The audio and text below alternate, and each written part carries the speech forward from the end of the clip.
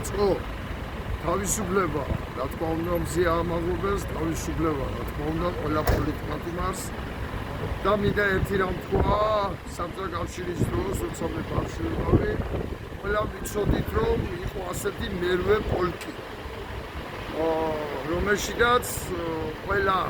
ჯარისკაცი, ყველა სამხედრო მოსამსახურე ჰყავდა ჩერჩეული უდედმამოთა სახში გაზრდილები, რომლებიც დაცლილი იყო ყოველგვარი სიყვარულისგან, აბსოლუტურად სიყვარული არ გააჩნდათ არაფრის, ისე იყვნენ ისინი გაზრდილი და აი აქედან მოყავდათ ჯარისკაცები, რომლებიც ზათ იყვნენ ყველანაირი საზიზრობა ჩაეტარათ, რამე თუ ადგილებში სიყვარული არ იყო და როგორც უყვიდები დღესაც ბიძინა ივანიშვილმა ბოლო ამ 12 წლის განმავლობაში მოახერხა არ ვიცი მესიდან მოკლება ეს ხალხი უდემოა სახლიდან თუ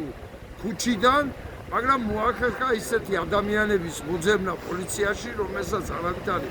სისხლი არ გააჩნია ქართული არავითარი სიყვარული არ გააჩნია არაფრის აბსოლუტურად და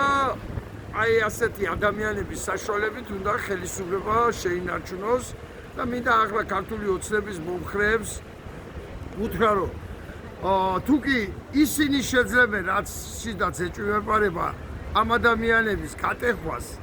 ესენი შემდეგ არც თქვენ დაგინდოთ და ეს საბჭოთა კავშირის ისტორია გავიხსენოთ კარგად რევოლუციის შემდეგ დაიწყეს შიდა მტრების ზებნა რამე თუ ასეთი ხელისუფლებები მხოლოდ და მხოლოდ მტრების ზებნით ინარჩუნებენ საბარძელს და მოგადგებიან თქვენაც და კეთილი ვინებოთ, ყველამ ამოვიღოთ ხმა, ყველამ გავაპროტესტოთ, ყველამ გავიდეთ ქუჩაში და დავამარცხოთ უპერსპექტივობა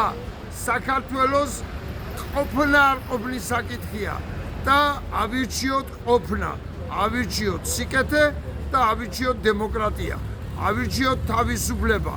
მადლობ ყურადღებისათვის.